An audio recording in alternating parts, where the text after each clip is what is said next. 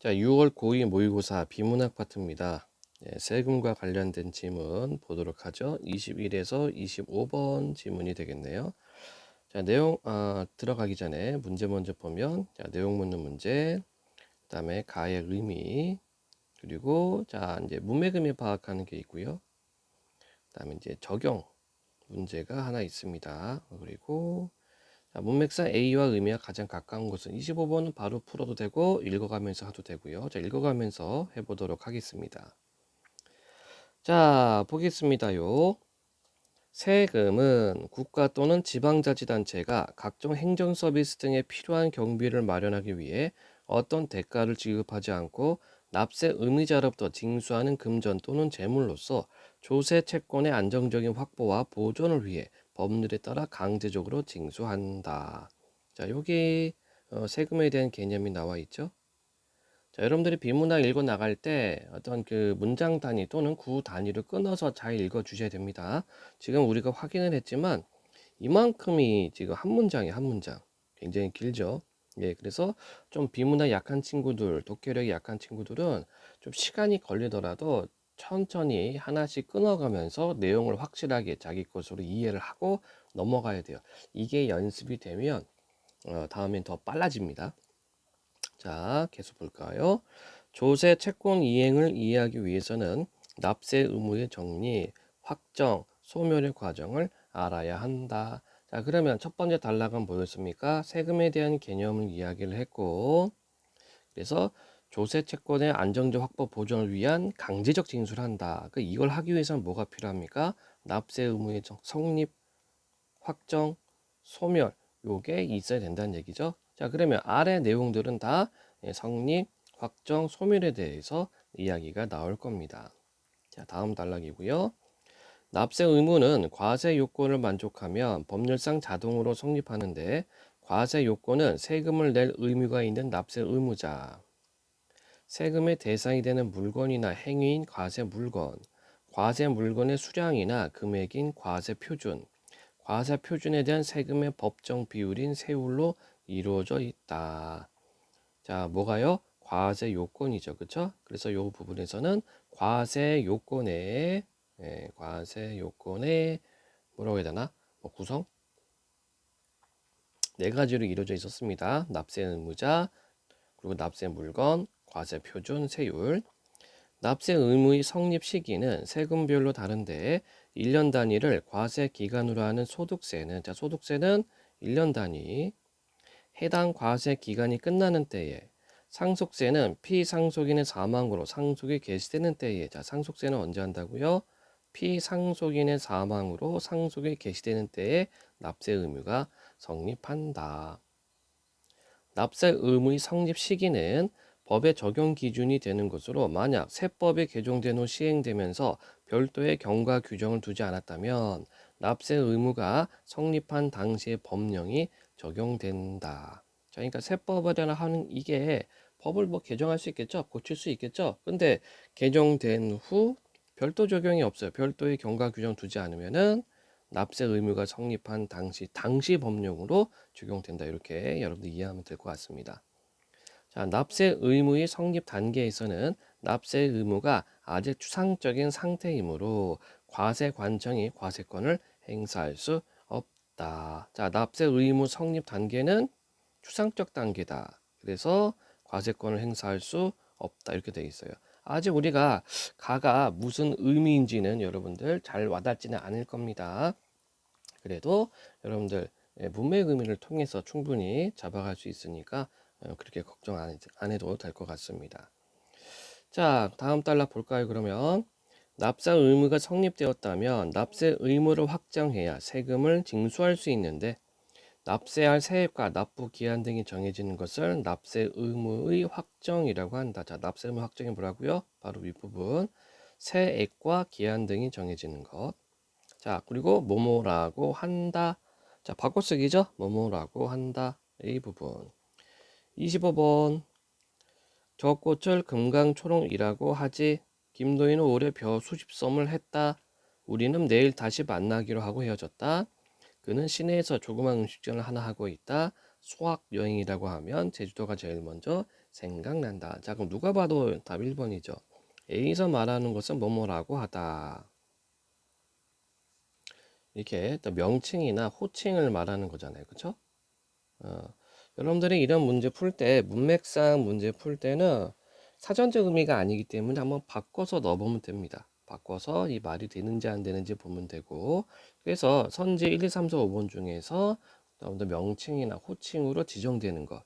그래서 저 꽃을 금강초롱이라고 하지. 요게 답이 되겠죠? 자, 다시 지문으로 넘어가겠습니다. 자, 이때 확정은 변경이 허용되는 잠정적 확정을 의미한다. 변경이 되는구나. 납세 의무는 원칙적으로 절차에 따라 확정해야 하지만 예외적으로 특정한 절차 없이 납세 의무 성립과 동시에 세액 등이 정해지는 방식이 있는데 이를 자동 확정 방식이라고 한다. 자, 그래서 자동 확정 방식은 뭡니까? 납세 의무 성립과 동시에 세액이 정해지는 것. 국가는 이 방식을 통해 세금 수입을 조기에 확보할 수 있다. 자, 그래서 요 단락은 내용이 두 개죠. 납세 의무 확정과 그다음에 자동 확정 방식 두 가지로 내용이 구분되어 있습니다. 자, 다음 단락. 절차에 따른 확정 방식에는 신고 납세 방식과 부가과세 방식이 있다. 자, 절차에 따른 확정을 다시 두 가지로 분류를 하고 있어요. 첫 번째는 신고 납세 방식, 그리고 두 번째는 부가과세 방식.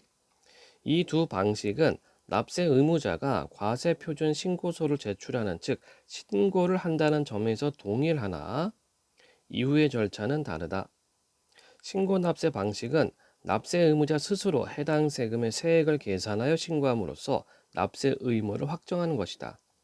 프리랜서나 개인 사업자의 소득세 신고가 대표적이다. 이 방식은, 자, 요거 잠깐 얘기해 볼까요? 프리랜서. 보통 이제 학원 선생님들 중에 보면은 그 자기 수업을 하시는 분들이 있어요. 그러니까 그 학원에 소속되어서 학원 스케줄에 따라서 수업을 하시는 분들도 있지만 이분들은 근로소득입니다.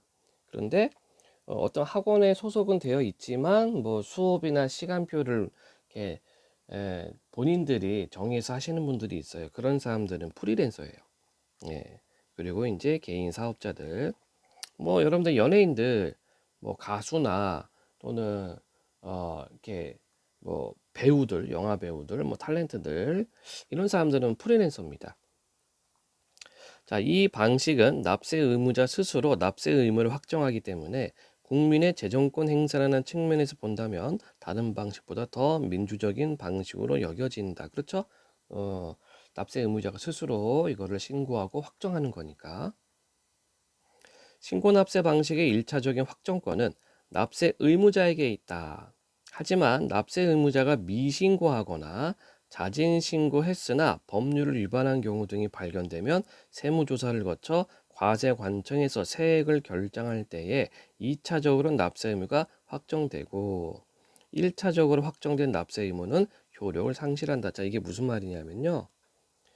보통 이 프리랜서나 이 개인 사업자들은, 자, 조금 예를 들어 볼게요. 우리가 이제 소득세를 내는데 기본적으로 소득세는 번 만큼 세금을 내는 겁니다. 그런데 이제 직장인들은, 회사원들은 이게 좀 투명하죠.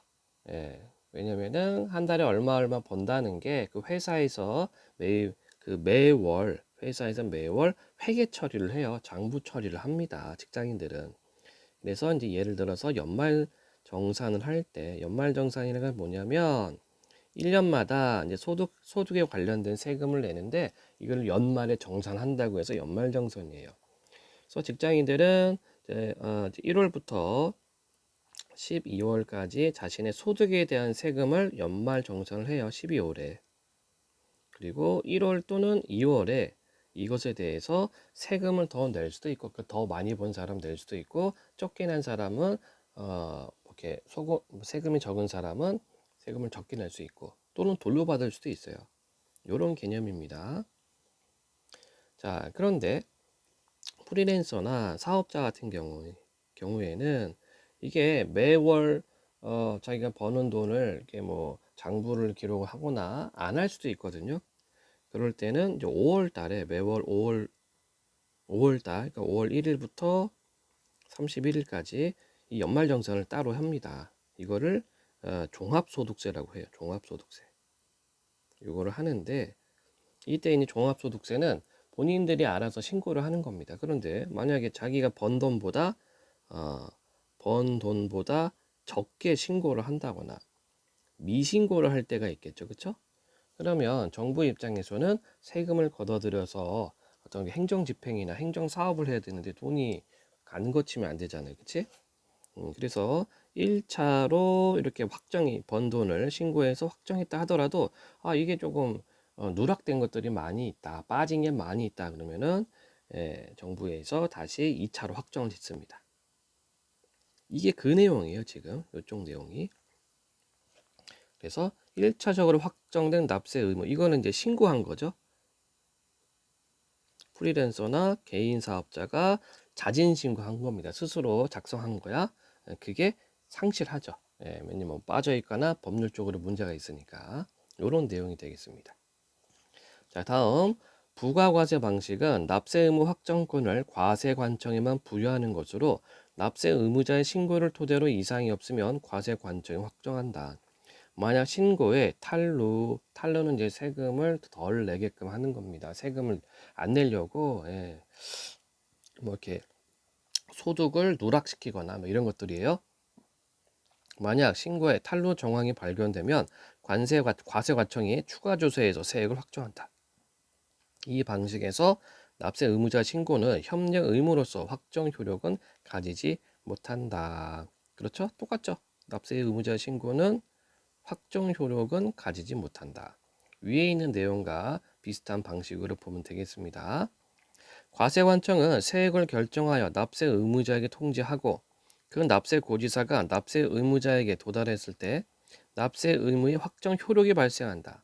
증여세, 상속세는 탈루의 위험이 높기 때문에 이 방식으로 납세 의무를 확정한다. 그렇죠.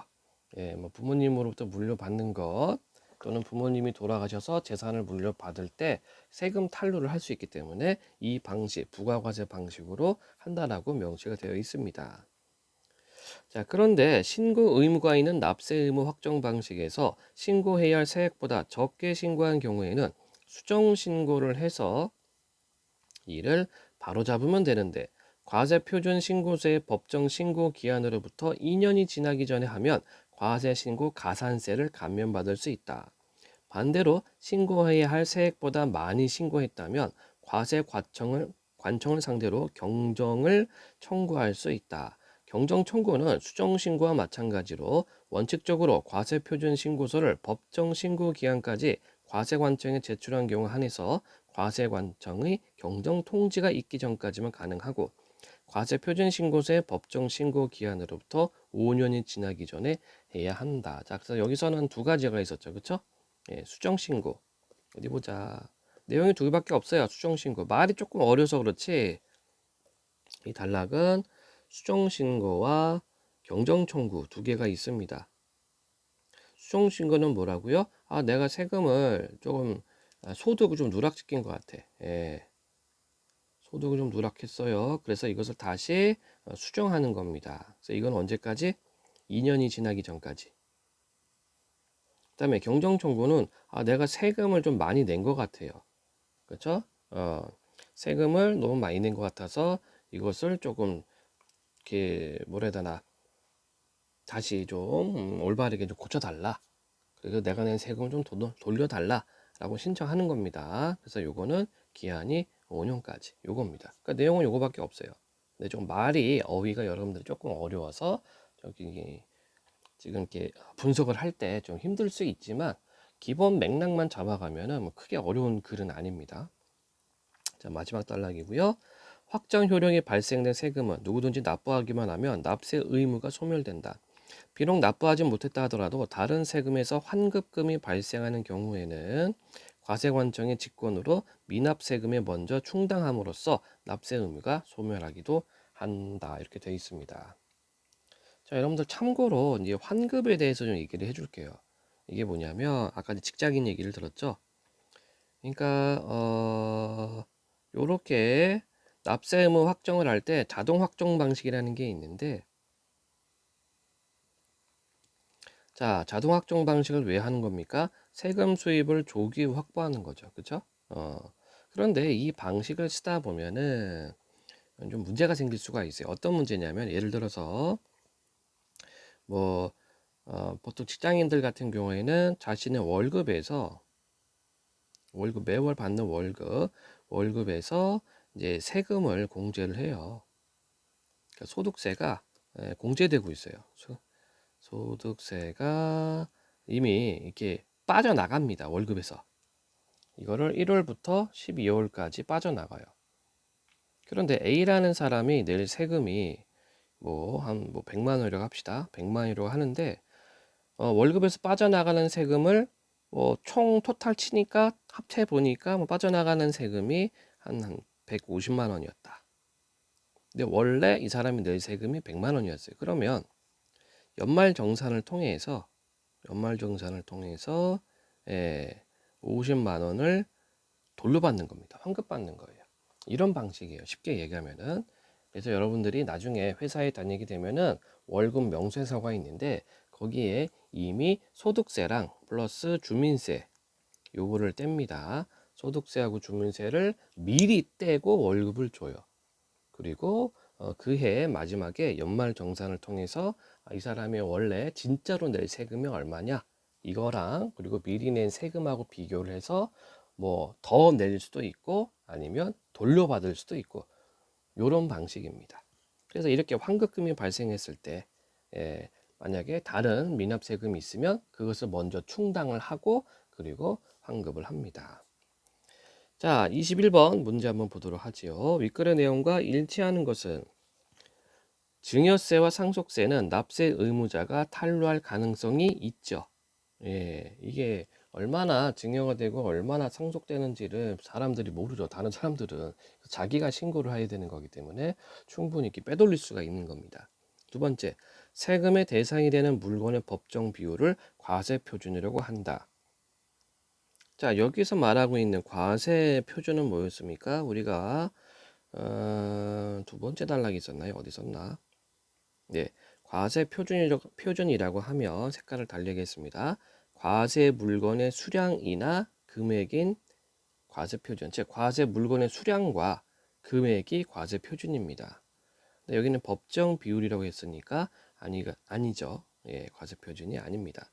자, 그러면 법정 비율은 뭐예요? 요게 세율이었나? 어디 있나요? 어디 있나요? 예, 법정 비율인 세율 이렇게 되어 있죠. 그래서 2번 틀렸고요. 3. 과세관청은 납세 의무자 환급금을 미납세금에 충당할 수 있다. 요게 우리가 마지막 단락에서 설명했던 그 부분이 되겠죠. 3번이 맞는 거고. 그다음에 4. 납세 의무자인 납세 의무는 납세 의무자가 아닌 타인이 세금을 납부한 경우에는 소멸하지 않는다. 자, 요것도요, 여러분들, 요 부분을 보면은, 예, 맨 마지막 단락에 뭐라고 되어 있습니까? 확정 효력이 발생된 세금은 누구든지 납부하기만 하면 납세 의무가 소멸한다. 그쵸? 예, 그래서 얘도 아니다. 5. 국가는 납세 의무자에게 대가를 지급하고 그에 상응하게 세금을 징수해. 이미 틀렸죠? 세금은 대가를 지급하는 게 아닙니다. 대가를 지급하기 위해서 돈을 걷는 게 세금이 아닙니다. 따라서 내용과 일치하는 것은 3번이 되겠고요. 다음 문제 보도록 할까요? 22번 가의 의무로 가장 적절한 것은 가가 어디 있었나? 미안합니다. 이게 패드로 보다 보면은 잘 보이지가 않아요. 가. 여기 있군요. 색깔을 좀 달리해서 납세 의무가 아직 추상적인 상태다. 이거죠. 즉 납세 의무 성립 단계에서는 납세 의무가 아직 추상적인 상태다. 국가가 조세 채권을 납세 의무자로부터 징수한 상황을 가리킨다. 아직 징수 못합니다. 징수할 수가 없는 상태예요. 국가가 세금 수입을 조기에 확보할 수 있는 상황. 자, 조기에 확보할 수 있다는 것은 이미 부과가 된다는 얘기죠. 그렇죠? 아닙니다. 이건 부과되기 전 상황입니다. 과세관청이 의무적으로 세무조사를 해야 한다. 세무조사를 하려면은 1차적으로 신고가 잘못된 경우입니다. 뭐 누락됐거나 아니면 법률을 위반한 경우이기 때문에 이것도 아니고요. 납세 의무자인 납부세액과 납부기한 등이 정해지지 않은 상황. 요게 되겠죠. 바로 이렇게 되어 있습니다. 그렇죠? 예. 자, 그래서 자, 납부세액과 납부기한 등이 정해지지 않은 상태가 됩니다. 그렇죠? 이거를 내려면은 이게 과세를 하기 위해서는 세금액과 언제까지 내야 된다. 그 기한이 정해져야 돼요. 5번 과세 요건 충족으로 과세관청의 과세권이 자동적으로 성립한 상황 아닙니다. 세금과 기한이 정해지지 않은 상태가 가의 의미예요. 따라서 답은 4번이 되겠고요. 23번 기역, 니은, 디귿에 대한 이해로 가장 적절한 것은 자, 기역, 니은, 디귿 다시 한번 살펴보겠습니다. 기역은 여기다 적어 놓겠습니다. 자동 확정 방식. 니은은 신고 납세 방식.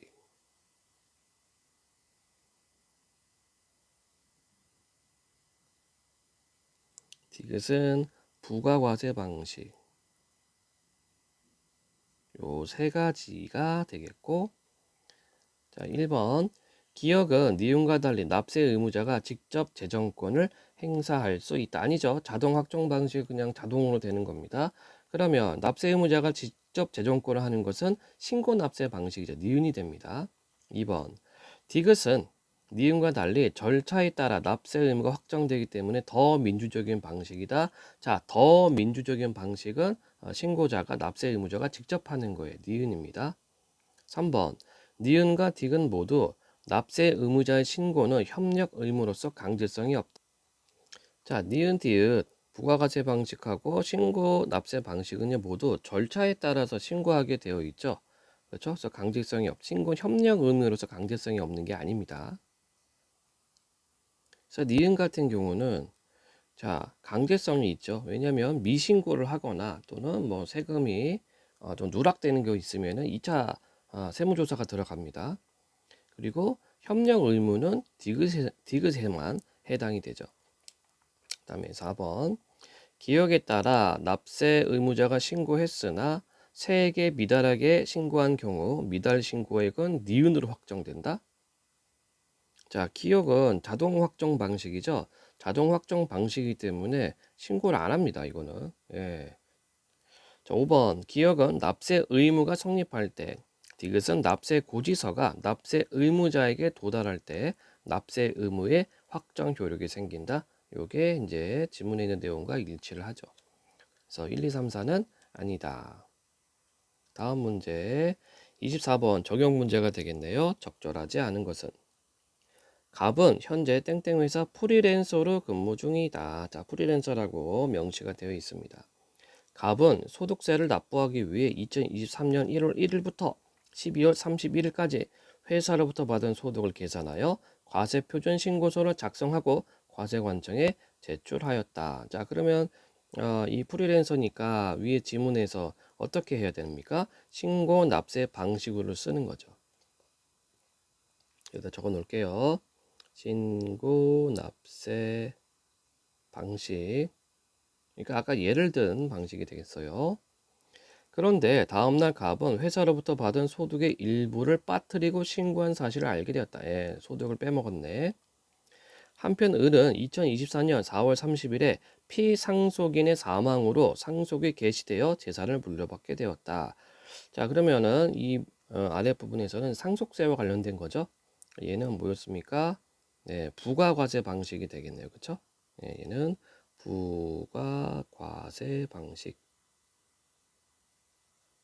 을은 상속세를 계산하여 과세표준 신고서를 작성해서 과세관청에 제출했다. 단, 갑과 을은 모두 수정신고와 경정청구를 할 수 있는 기간이 남아있는 상황이 이렇게 되어 있고 문제는 적절하지 않은 겁니다. 1번 갑이 법정 신고 기한을 넘긴 후에 소득세를 신고했다면 소득을 일부 누락한 사실을 알았더라도 갑은 원칙적으로 수정 신고를 할 수 없겠고. 자, 지문에서 이 수정 신고는 언제까지 하라고 얘기했습니까? 법정 신고 기한까지 해야 됩니다. 그런데 지금 여기 넘겼다고 되어 있죠. 그렇죠? 넘겼기 때문에 수정 신고를 할 수 없습니다. 2번. 을이 상속세를 신고할 때 신고해야 할 세액보다 적게 기재한 과세표준 신고서를 과세관청에 제출한 후 수정 신고를 하지 않았다면 과소 신고 가산세가 부과될 수 있죠. 당연하죠. 그렇죠? 예. 그러니까 훨씬 더 많이 받게 되는데 적게 이렇게 신고를 하게 되면 당연히 가산세가 부과됩니다. 3.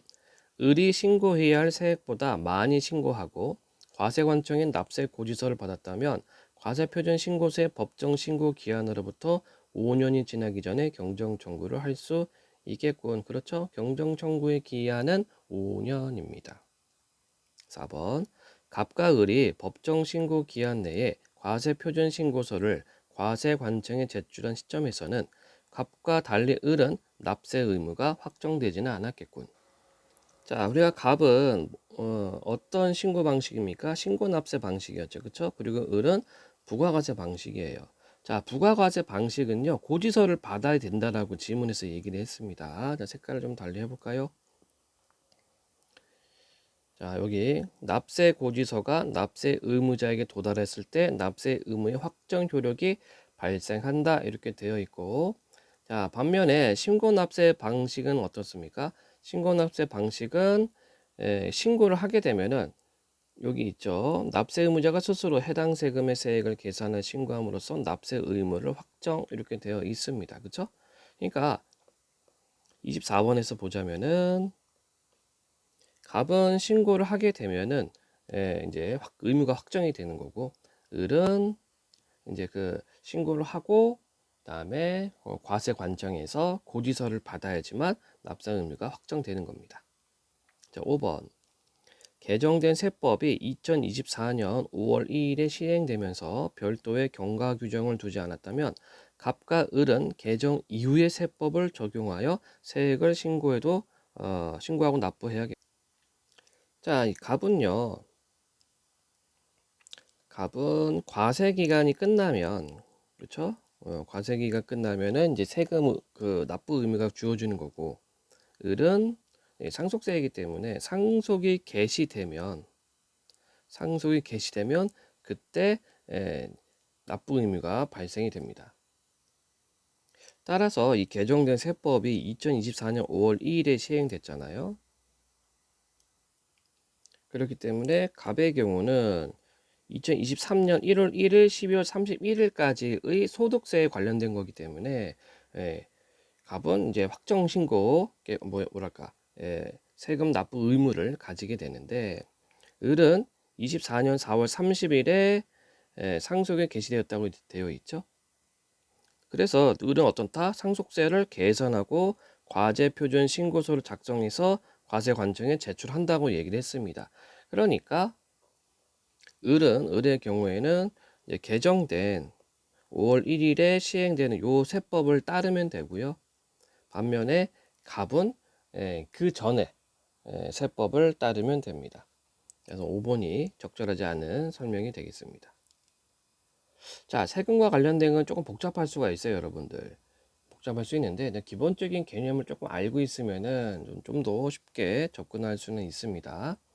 그래서 여러분들이 아마 학교에서 그 사탐 시간에 사회탐구 시간에 이제 뭐 생활과 윤리나 또는 뭐 사회문화나 이런 걸 보면 경제군요. 경제 미안합니다. 생활 경제 시간에 보면은 세금과 관련된 내용이 있는데 그 부분을 조금 더 이렇게 수업을 좀 들어주시면은 이러한 부분들이 이렇게 어렵지 않게 여러분들을 분석을 할 수 있을 것 같습니다. 자, 세금 신고와 관련된 지문 분석 마치도록 하겠습니다.